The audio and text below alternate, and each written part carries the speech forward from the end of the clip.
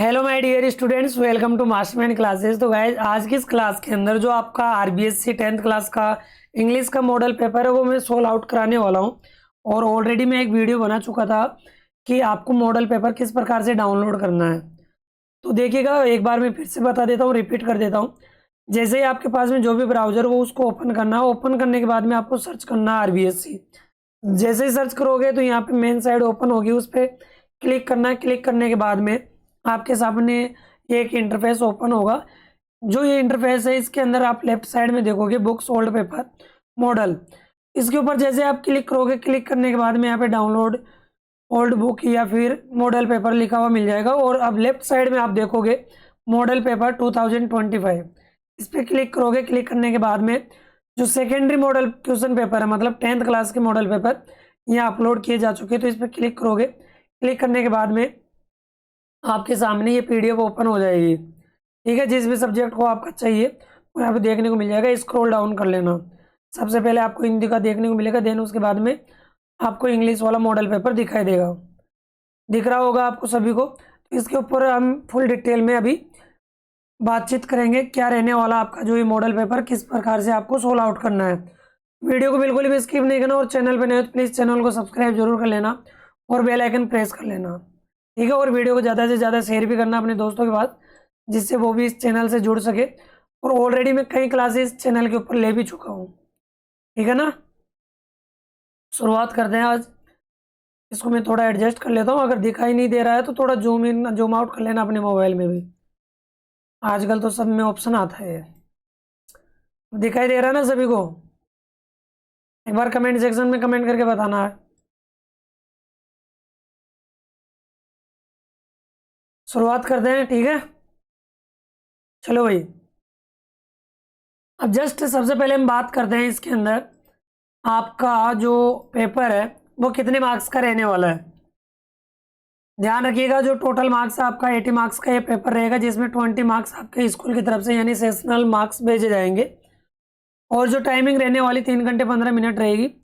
ये 3.25 घंटे का आपको टाइम दिया जाएगा। अभी इसके अंदर आप जैसे डेस्क वर्क मंगवाओगे तो उसके अंदर ये आपको देखने को मिल जाएगा। बाकी आप यहाँ पे देख सकते हो। और जैसे कि आपको सिलेबस के अंदर भी मैंने अच्छे से बताया था कि क्या क्या चीज़ें रहने वाली, कितने नंबर की क्या चीज़ रहेगी। ओके, इसके बाद में हम बात करते हैं कि जैसे कि एमसीक्यू रहेंगे। हिंदी के अंदर ही मॉडल पेपर इन्होंने अपलोड किया है। तो जैसे कि हम अपने तो इंग्लिश के अंदर बात कर लेते हैं। अब ये देखो, कोई आपके अगर समझ में नहीं है कोई बात नहीं, आप तो डायरेक्टली अपने मेन मुद्दे पे आओ। इसमें क्या लिख रखा है, जैसे कि जो आपका फर्स्ट अनसीन पैसेज आएगा, तो फर्स्ट अनसीन पैसेज रहेगा वो आपका 6 नंबर का रहेगा। ठीक है, दूसरा अनसीन पैसेज रहेगा जो 9 नंबर का रहेगा, और 9 ही पर्सन इसमें देखने को मिलेंगे। सेक्शन बी, जिसके अंदर आपको लेटर ईमेल दिखाई देंगे, 5 नंबर का ये रहने वाला है। इसके बाद में नेक्स्ट क्वेश्चन रहेगा स्टोरी राइटिंग, जो 4 नंबर की रहेगी। नेक्स्ट शॉर्ट पैराग्राफ या विजुअल पैराग्राफ रहेगा, इसमें जो ऐड रहता है वो 4 नंबर का रहेगा। अब इसके बाद में सेक्शन सी रहेगा, जिसमें ग्रामर रहेगी। ग्रामर में सबसे पहले टेंस आएगा जो 4 नंबर का रहेगा। इस बार टेंस में थोड़ा कुछ चेंजेस किया गया है पिछले साल के अकॉर्डिंग। वो तो हर साल का ही नियम है इनका कि कुछ ना कुछ टॉपिक्स है तो चेंज करना ही है इनको। फिर इसके बाद में है रिपोर्टेड स्पीच, जो आपके एग्जाम में 2 नंबर के 2 क्वेश्चन पूछे जाएंगे। सब्जेक्ट वर्क कौन कट रहेगा, 2% रहेंगे। ठीक है, 2 नंबर के। एक्टिव पैसिव वॉइस रहेगा 2 नंबर, 2 क्वेश्चन इससे पूछे जाएंगे। फिर यहाँ फ्रेमिंग एंड क्वेश्चन टैग, एक एक नंबर के 2% रहेंगे, क्वेश्चन टैग और फ्रेमिंग क्वेश्चन। ठीक है, नेक्स्ट इसके आगे हम चर्चा करते हैं सेक्शन डी। सेक्शन डी के अंदर जो आपकी फर्स्ट फ्लाइट है, जिसका एक सीन पैसेज आता है जो 6 नंबर का रहेगा। 2 में से एक करना होता है सीन पैसेज। फिर इसके बाद में टेक्सटुअल क्वेश्चन रहेंगे 14 नंबर के।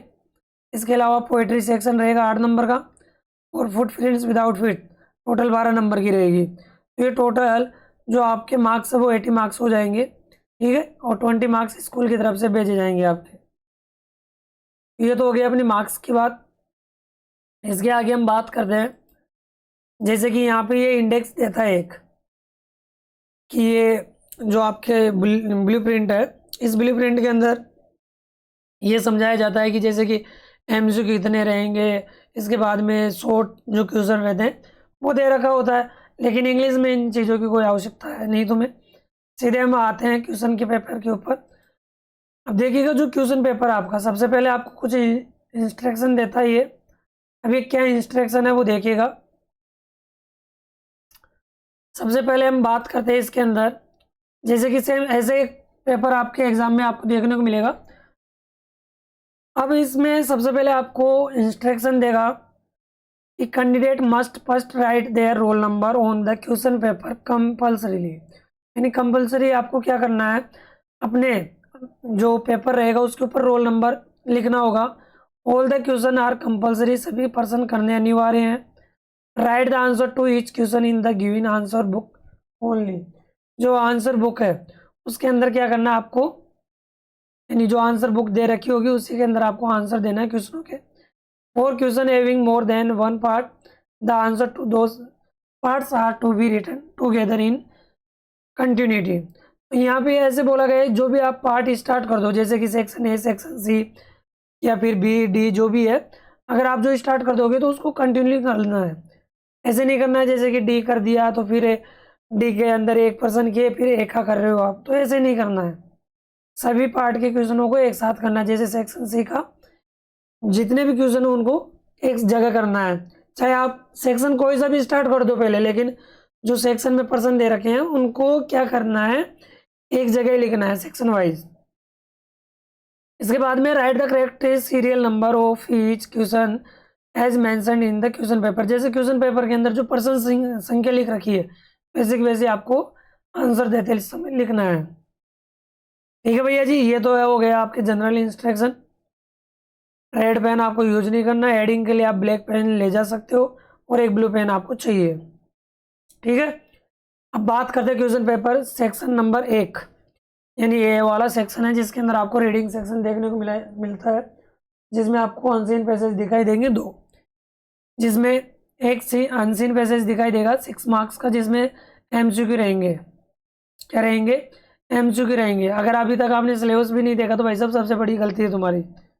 नालायक तो ऐसे होते हैं कहीं तो जो ना उनको कुछ पता नहीं है सिलेबस क्या चल रहा है।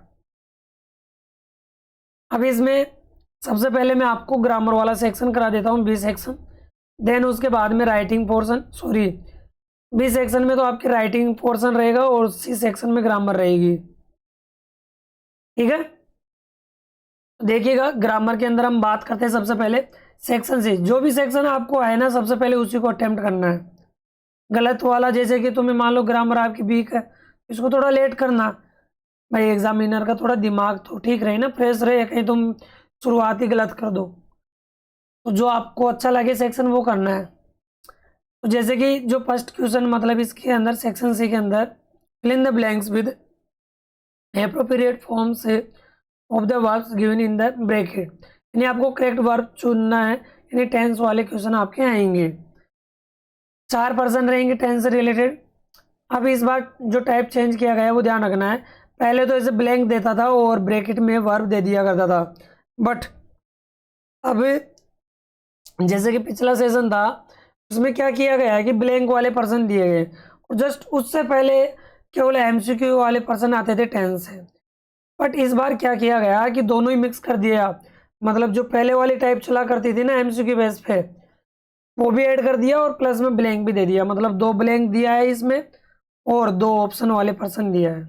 देखो कितनी चालाकी किया है तुम्हारे साथ में। तो वैसे इजी टाइप कोई हार्ड है नहीं। The annual examination next month, अब नेक्स्ट मंथ आ रहा है। अब नेक्स्ट मंथ है तो मतलब फ्यूचर की बात हो रही है। अब इस टेंस इस वाले ब्लैंक के अंदर मैं 2 तरीके बता रहा हूँ। अगर पहले से ऑलरेडी कोई कार्य फिक्स रहता है उसके लिए आप present sorry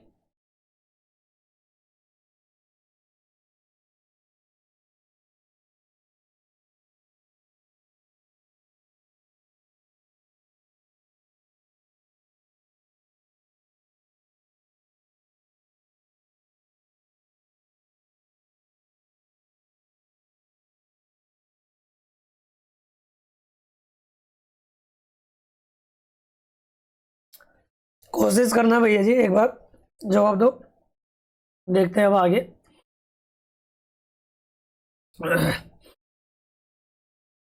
the annual examination next month. अगर ऑलरेडी कोई कार्य फिक्स होता ना तो हम क्या करते हैं कि उसमें प्रेजेंट इंडेफिनिट टेंस का भी यूज कर लेते हैं और फ्यूचर का भी यूज कर लेते हैं।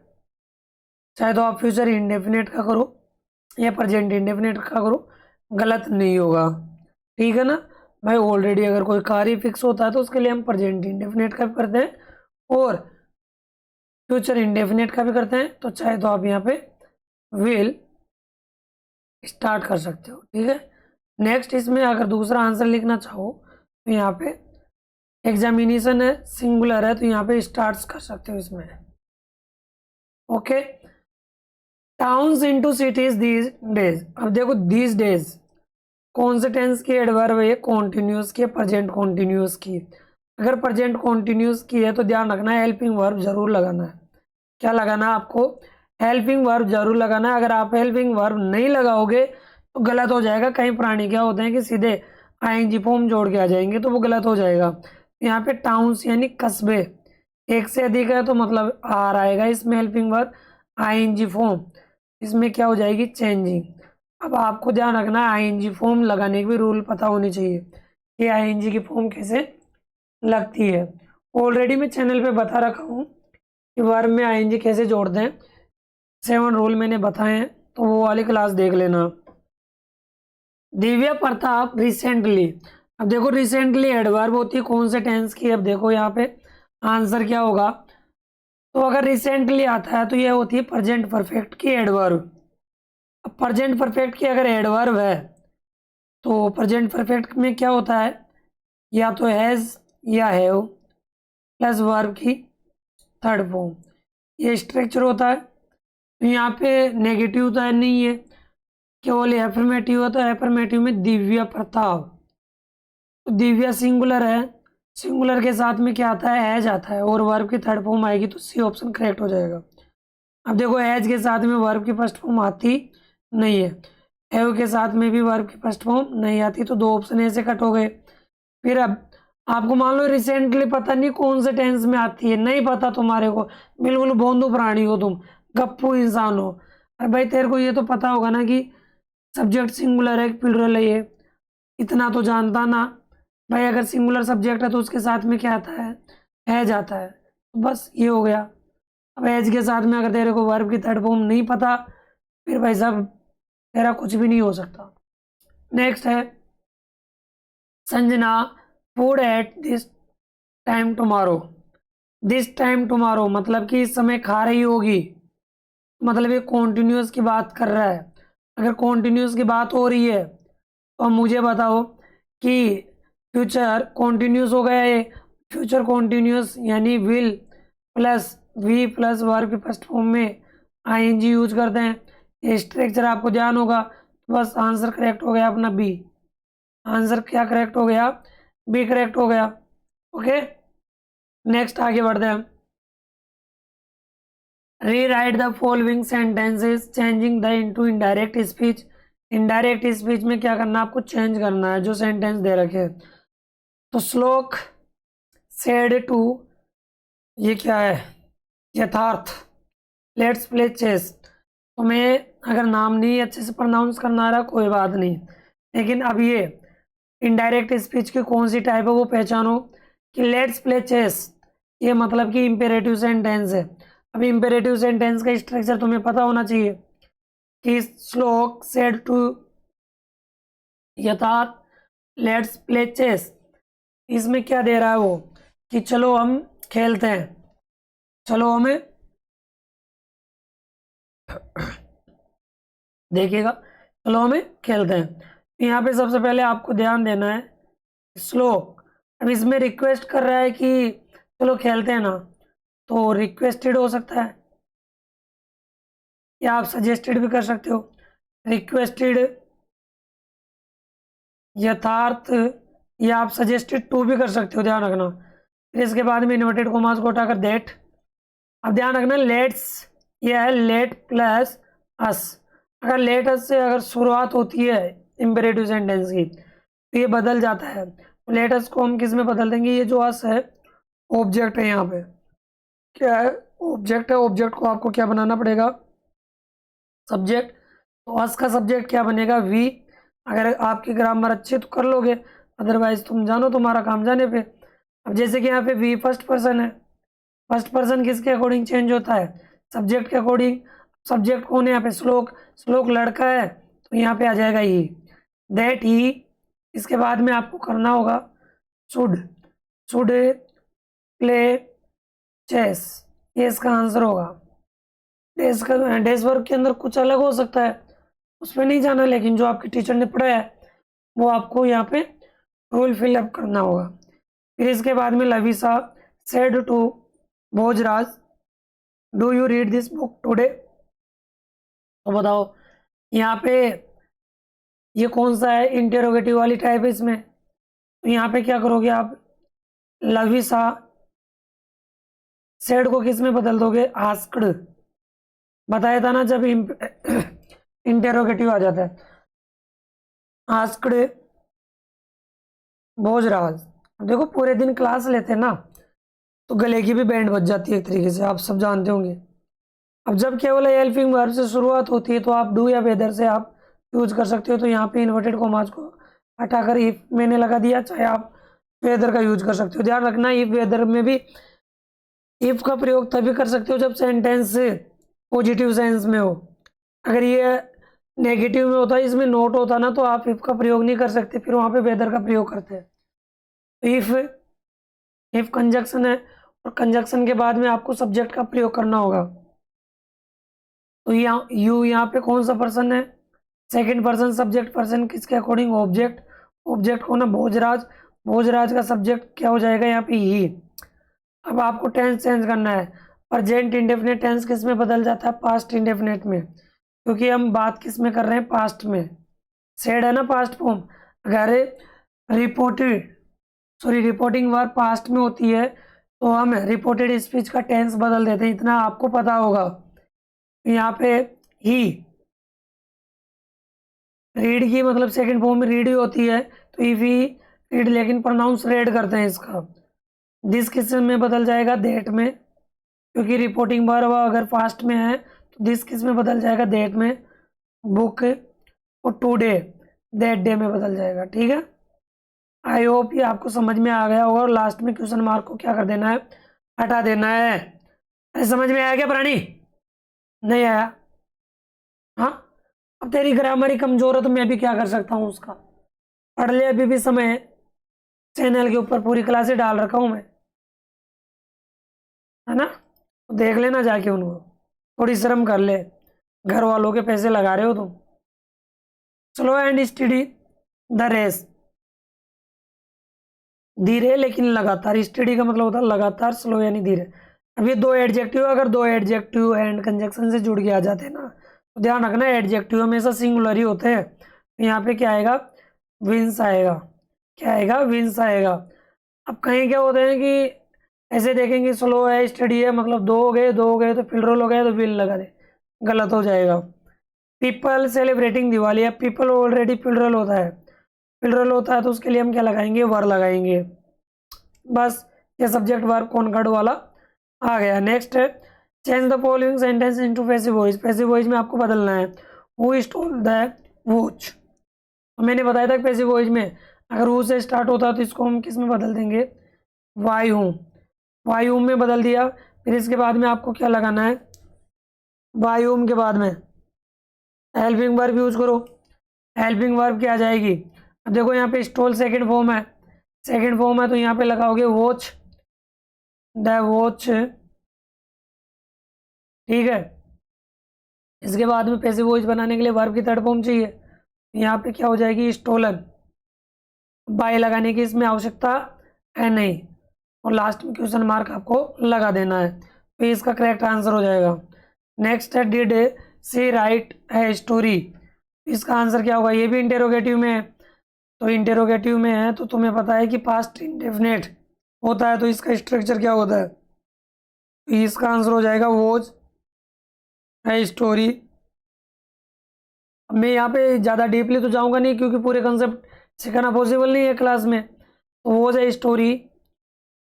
इसके बाद में आपको क्या करना है, पास्ट ये हो ही गया यहाँ तक, जो चेंज हो रहा है तो वर्ब की थर्ड फॉर्म क्या हो जाएगी, राइट की, रिटर्न, वाई, सी का ऑब्जेक्ट क्या हो जाएगा, हर, लास्ट में क्वेश्चन मार्क। ओके, नेक्स्ट आगे बढ़ते हैं, फ्रेमिंग क्वेश्चन पे आते हैं हम। Kamal can read for 7 hours, how long यानी कितने, हाउ लॉन्ग यानी कितने, हाउ लॉन्ग, फिर इसके बाद में आपको हेल्पिंग वर्ब लगाना है कैन, फिर इसके बाद में लगाना है सब्जेक्ट कमल, रीड का रीड, बस इतना सा क्वेश्चन इसका फ्रेमिंग क्वेश्चन बन जाएगा। नेक्स्ट है आपको क्या करना है, क्वेश्चन टैग बनाना है। अब क्वेश्चन टैग मैंने बताया था कि अगर पॉजिटिव में होता तो उसको नेगेटिव में बना देंगे, और हेल्पिंग वर्ब आ जाएगी इसमें। तो इसमें क्या हो जाएगा, वांट, यानी जब हम विल के अंदर नोट चिपका के लिखते हैं तो वो क्या बनता है, वांट बनता है, वांट। इसके बाद में सब्जेक्ट प्रद्युमन, प्रद्युमन के लिए हम क्या यूज करेंगे, प्रोनाउन ही। बस इसका इतना सा आंसर होगा, और कुछ नहीं करना है, क्वेश्चन टैग में इतना ही होता है। तो आई होप आपको सी सेक्शन समझ में आ गया होगा। अब हम वापस अब किस पे चलते हैं, राइटिंग वाले सेक्शन पे चलते हैं। अब राइटिंग सेक्शन यानी बी सेक्शन में देख लेते हैं क्या क्या आपके रहने वाला है। तो देखिएगा, you are Khushi living in Siddharth Nagar Ajmer, ठीक है, last month you went to Udaipur, write a letter to your friend Somnisi, यानी सॉरी सोमानसी है, describing her how you enjoyed this trip. अब देखो मैंने एक बार भी नहीं पढ़ा इस मॉडल पेपर को, डायरेक्ट में जैसे साइड के ऊपर अपलोड हुआ तो मैंने आपको प्रोवाइड करवा दिया। You may take help of the following points, यानी नीचे कुछ पॉइंट्स दे रखे होंगे। अगर लेटर दे रखा होगा ना आपको इनफॉर्मल, अगर इनफॉर्मल लेटर होगा तो कुछ ना कुछ आपको हिंट देगा इनफॉर्मल लेटर में। तो ये इनफॉर्मल वाली टाइप है जिसके अंदर आपको करना है, ठीक है। तो आप इजीली कर सकते हो। किसके बारे में बताया जा रहा है इसमें, देखिएगा आराम से आंसर दो, कोई जल्दीबाजी नहीं करना, सोचो समझो किसके बारे में बता रहा है। देखिएगा, पढ़ो आराम से बेटा, कोई इशू नहीं है। और इसके अथवा में एक और आएगा, चाहे वो आपको ईमेल दे सकता है या फॉर्मल लेटर दे सकता है। आपको पता ना कि आपके लेटर फॉर्मल और इनफॉर्मल चलता है, और इसके अथवा में ईमेल भी दे सकता है। ओके, देखिएगा कि उसको तो ये बताना है कि जैसे कि वो जो ट्रिप थी आप कैसे एंजॉय किए, वो डिटेल में बताना है कि हम ऐसे गए, हमने ये प्लान बनाया, है ना, कहाँ पे रुके, कौन कौन से स्थान पे हमने विजिट किया, और जो ड्यूरेशन ऑफ ट्रिप थी मतलब कितने समय तक हम वहाँ पे रहे, तो डिटेल में आप बता सकते हो इन पॉइंट का यूज करके। लेकिन ये पॉइंट इंटेरोगेटिव कहीं ऐसा का ऐसा ही लिख दो, इनको पॉजिटिव में बनाकर लिखना है।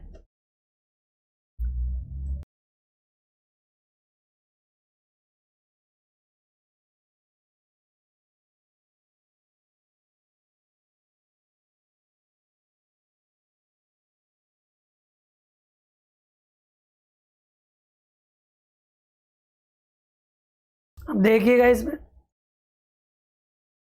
वो एक बार वहाँ से टाइपिंग कर देना, उनको पूरा सोल आउट कर लेना, है ना। अभी क्लास लेने के बाद वो देख लेंगे उसको।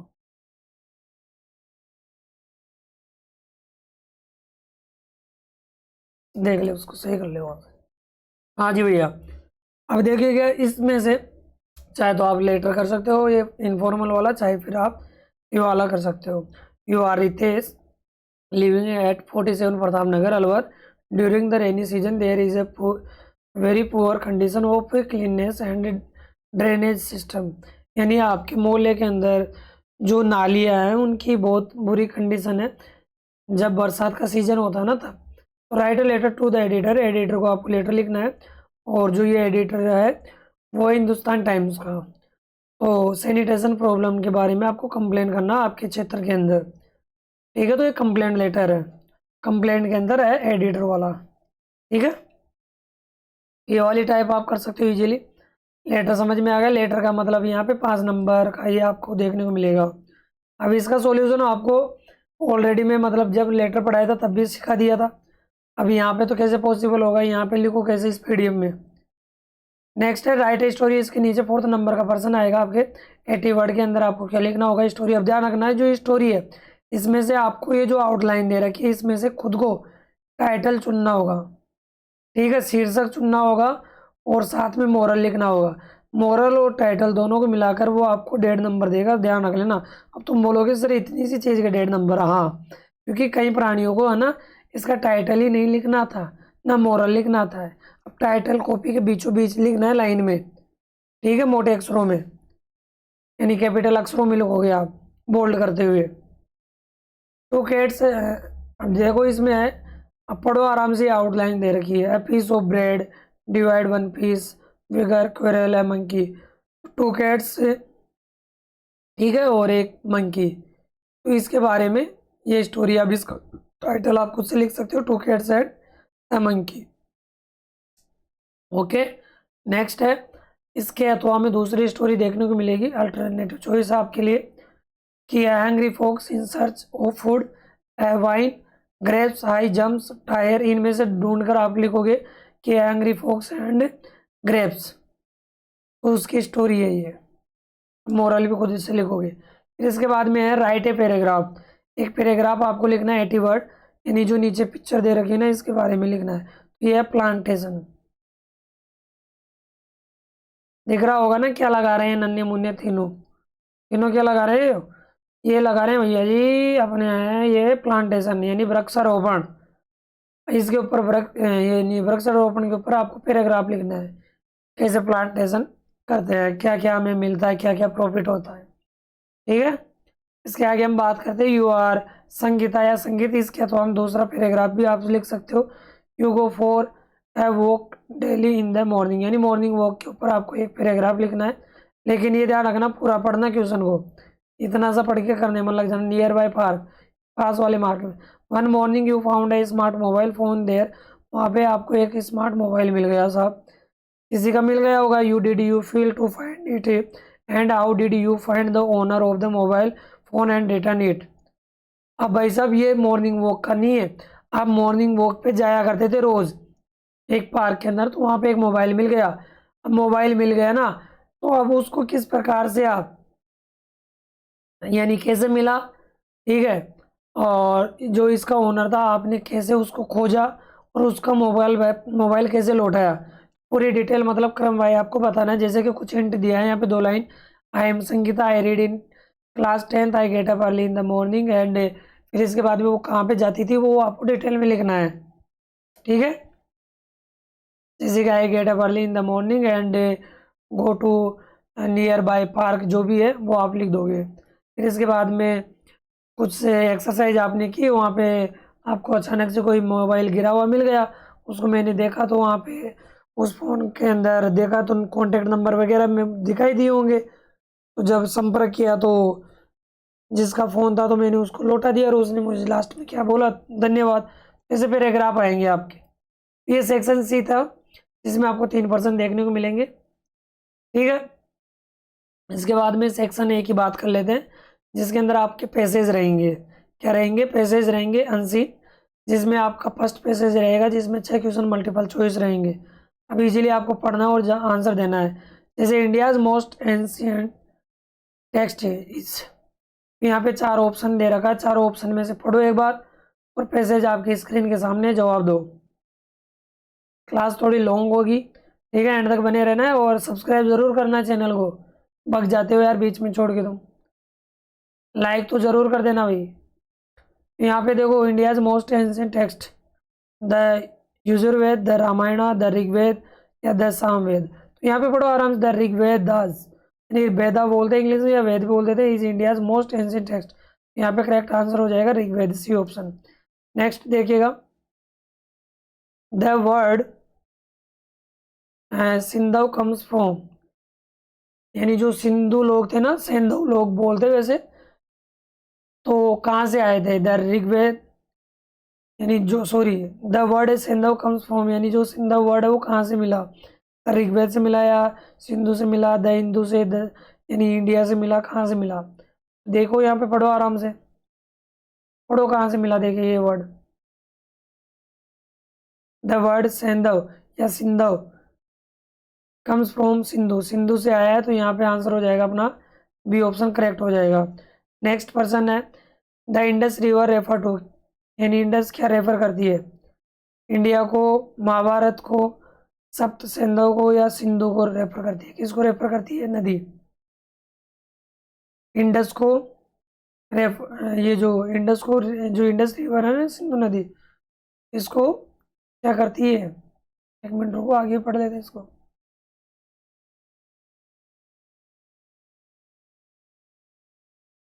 ये भैया इसका आंसर अपना क्या हो जाएगा? सिंधु ही करेक्ट आंसर हो जाएगा इसका। इसका भी क्या हो जाएगा? सिंधु ही करेक्ट हो जाएगा। भाई ये नदी यहाँ पे क्या रेफर कर रही है? ओके, नेक्स्ट बात करते हैं, अगला पर्सन है। Choose the similar word of the following from the faces. Well now, well now का मतलब होता है अच्छे से जानना। तो किसको जानते हैं? मतलब आपको यहाँ पे सिमिलर वर्ड बताना है। तो जिसको हम अच्छे से जानते हैं वो फेमस होता है ना? क्या होता है? वो फेमस होता है। आगे हम बात करते हैं, देखिएगा ये रहा लिखा हुआ है यहाँ पे फेमस। नेक्स्ट है, एक अपोजिट भी देखने को मिलेगा, तो अपोजिट वर्ड आपको ढूंढना है। मॉडर्न, मॉडर्न का तो आप सब जानते हो, आधुनिक का प्राचीन हो जाएगा, एंशिएंट हो जाएगा। इस पैसेज में से ढूंढ के लिखना आपको, ठीक है? ओके, कोई समस्या तकलीफ की पहले वाले पैसेज में? बिल्कुल ईजी आएगा पेपर, कोई हार्ड तो है नहीं। अब नेक्स्ट बात करते हैं, हड़प्पा एंड मोहन जोदारो, वैसे हिंदी मोहन जोदारो बोलते हैं, नाउ इन पाकिस्तान। पहले पूरे पैसेज को रीड कर लेना है। रीड करने के बाद में जो भी पर्सन आपसे पूछे गए हैं, अब ये जो पर्सन पूछे गए हैं ना, ध्यान रखना, ये आपको कॉम्प्रिहेंशन बेस पे है, यानी समझ कर आंसर देना है, ढूंढ कर लिखना है। ये ऑप्शन वाले पर्सन नहीं है, ठीक है? ये इजीली आप कर सकते हो, कोई दिक्कत नहीं है। मैं इसके सिमिलर वर्ड बता देता हूँ एक बार, देखिएगा। सिमिलर वर्ड है इसमें ह्यूज, ह्यूज का मतलब होता है बड़ा या विशाल, और ये एक का बताना आपको अपोजिट। अब एग्जाम में ध्यान रखना है, जब कभी भी आप प्रैक्टिस कर रहे हो या पेपर दे रहे हो, तो हमेशा जब ये पर्सन ढूंढो ना बाकी, तो सबसे पहले आप सिमिलर और जो अपोजिट वर्ड रहते हैं एक बार इनके ऊपर नज़र मार लेना, और जब आप इन पर्सनों के जवाब ढूंढो ना, तो इनको भी ढूंढ लेना साथ के साथ। देखो जैसे कि ह्यूज है, ह्यूज का मतलब होता है बड़ा। अभी इसके बहुत सारे वर्ड आपको इसमें देखने को मिल सकते हैं, है ना? जो भी आपको अच्छा लगेगा वो तो आपको करना ही है, पढ़ो आराम से, जो जो आपको अच्छा लगे वो करना है। क्या क्या इसके सिमिलर वर्ड हो सकते हैं, ठीक है? देखो आराम से पढ़ो।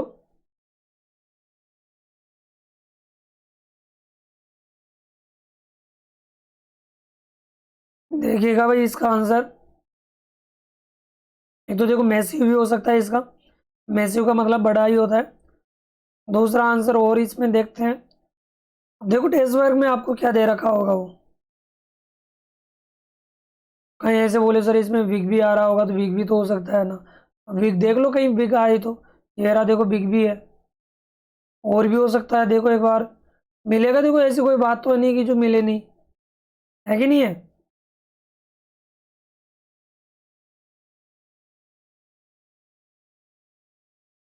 देखो ढूंढने पे तो मिलेगा, कोई ना कोई तो मिल जाएगा। हम्म, भाई ऐसे नहीं होना चाहिए कि सर और भी तो मिल रहे थे, ये दो ही क्यों मिले। मैं तो जो मुझे मिले हैं ना वो तो मैंने बता दिया, लेकिन एग्जामिनर यानी जो डेस्क वर्क है उसके अंदर क्या मिलेगा ये थोड़ी ना पता है। पैसेज में एक से अधिक सिमिलर वर्ड हो सकते हैं, तो आप ऐसे करना कि अब तुम बोलोगे कि सर एग्जाम के अंदर हम कौन सा करके आए हैं, एग्जाम में हम कौन सा करके आए। तो ये ध्यान रखना है कि अगर एग्जाम में ऐसी कंडीशन बन जाए तुम्हारे सामने, तो दोनों के दोनों ही लिख के आ जाना, दो मिले तो दो के दो कर देना, तीन मिले तो तीन के तीन कर देना। क्या पता है एग्जामिनर कौन सा कर दे सही, है कि नहीं है? जैसे लार्ज भी तो हो सकता है, लार्ज का मतलब भी तो बड़ा ही होता है। हाँ वो इतना ये हो सकता है कि फिर अगर आंसर ढूंढे ना, अगर आंसर ही ढूंढे ना वो, फिर जैसे कि ह्यूज नाउन होता है बड़ा, तो नाउन या फिर एडजेक्टिव के बेस पे वो कंफ्यूज कर सकता है, वो तरीका फिर वो अलग लगा सकता है, ठीक है? चलो अब हम सेक्शन डी पे आते हैं, लास्ट। क्लास थोड़ी लॉन्ग भी हो चुकी है, फिर ऐसे काम नहीं चलेगा ना, तुम देखोगे भी नहीं। अब सेक्शन डी के अंदर टेक्स्ट बुक का, यानी जो फर्स्ट फ्लाइट है ना आपकी, फर्स्ट फ्लाइट के अंदर ध्यान रखना है कि दो जो सीन पैसेज रहेंगे, दो में से एक करना है, दो में से क्या करना, आपको एक करना होगा। ओके, तो ये आराम से आप पढ़ना, प्रश्नों के जवाब देना। और जो सीन पैसेज रहेंगे इनमें 3 MCQ रहेंगे, पैसेज में से इनको ढूंढ कर आराम से कर सकते हो। वल्ली वॉज ईयर ओल्ड, वल्ली कितने साल की थी, 8 साल की थी। पर्सन में आराम से पढ़ना, 8 की थी 10 की थी, एक बार देख लो। 9 साल की है, 8 की है, सही है। वल्ली वॉज स्टैंडिंग एट द, कहाँ खड़ी थी, फ्रंट डोर पे खड़ी थी, पढ़े होंगे अच्छे से। How many playmates did Valli have, Valli के कितने प्लेमेट्स थे, कोई नहीं था, कोई नहीं था उसके, तो इसलिए तो दरवाजे पे खड़ी होती थी वो। देखो यार, नो प्लेमेट्स, कोई साथी नहीं थे खेलने वाले। फिर इसके बाद में 2 पर्सन रहेंगे, ढूंढ कर आपको लिखना होगा, ढूंढ कर आपको लिखना होगा। इसके बाद में सिमिलर वर्ड आया इसमें, एक सिमिलर या अपोजिट या वन वर्ड कैसे पूछ सकता है। ऑब्जर्विंग का मतलब होता है देखना, तो सिमिलर ढूंढना है। सिमिलर में चलो बता ही देता हूँ आपको।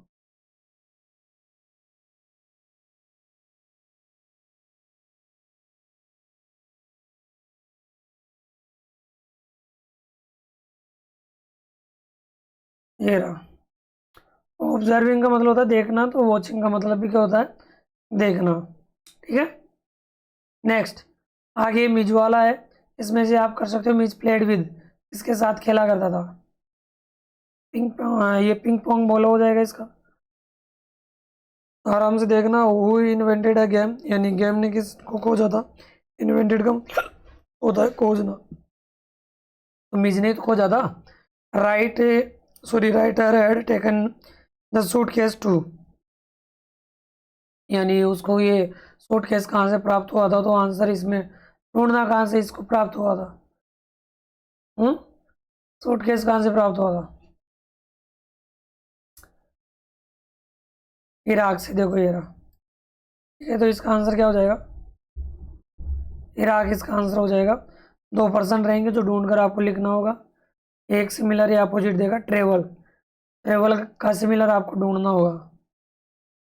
ट्रेवल का ढूंढो, देखिए क्या मिलेगा, ढूंढो फटाफट से।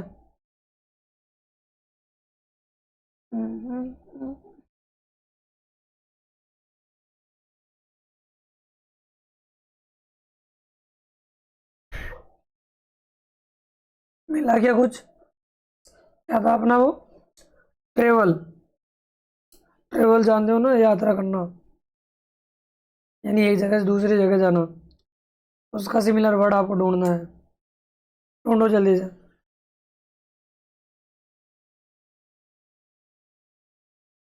बताओ जी भाई।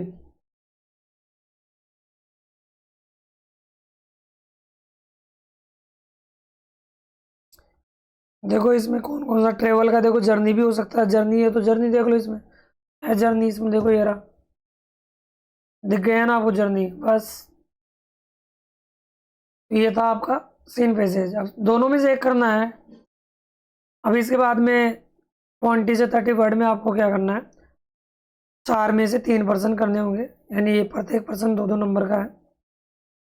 तो इनके सामने लेसन का नाम लिखा हुआ मिलेगा, खाली तो आपको छोड़ना नहीं है।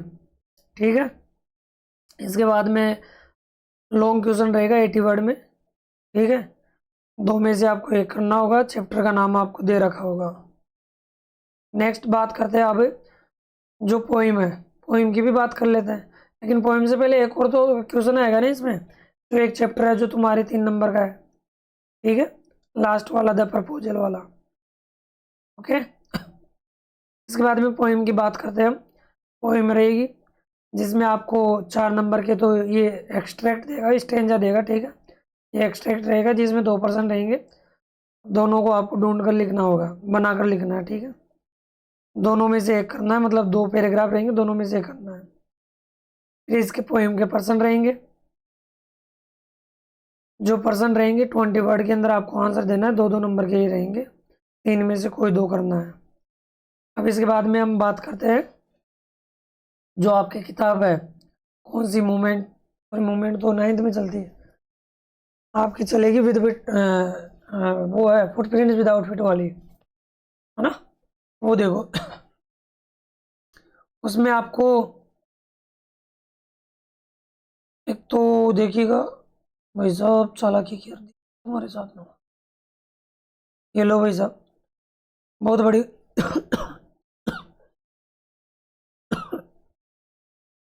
चालाकी कर दिया तुम्हारे साथ में। पहले देखो जब सिलेबस आया था तो वहाँ 60 वर्ड लिखा था इन्होंने, लेकिन अब 80 वर्ड में देना भैया, ध्यान रख लेना। 4 नंबर का ये प्रश्न रहेगा। लॉन्ग क्वेश्चन दोनों में से एक करना होगा कोई भी। फिर इसके बाद में शॉर्ट टाइप का रहेगा, यानी 3 में से आपको कोई 2 प्रश्न करने होंगे। और इसके बाद में एमसीक्यू रहेंगे। 4 एमसीक्यू पूछा है, इतने 4 कर लोगे आराम से। ये पढ़ना, जवाब देना आराम से। जैसे ओरेज डेनवी कितने साल का था, वो वॉज माइटी। माइटी कौन था, वो थिंक टैंक था ना। ये रहा।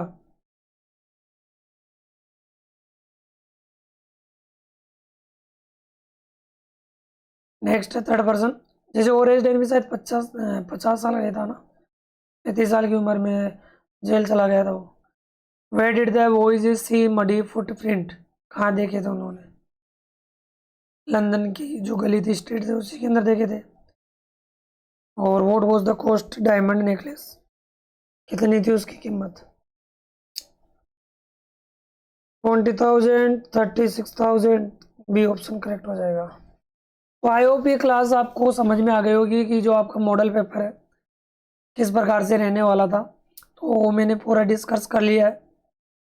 चैनल को सब्सक्राइब कर लेना। देखो और भी सब्जेक्ट के आपको मॉडल पेपर सोल्व करवा दूंगा, ठीक है। मैं टीचर से रिक्वेस्ट करूंगा, वो आपको प्रोवाइड करवा देंगे।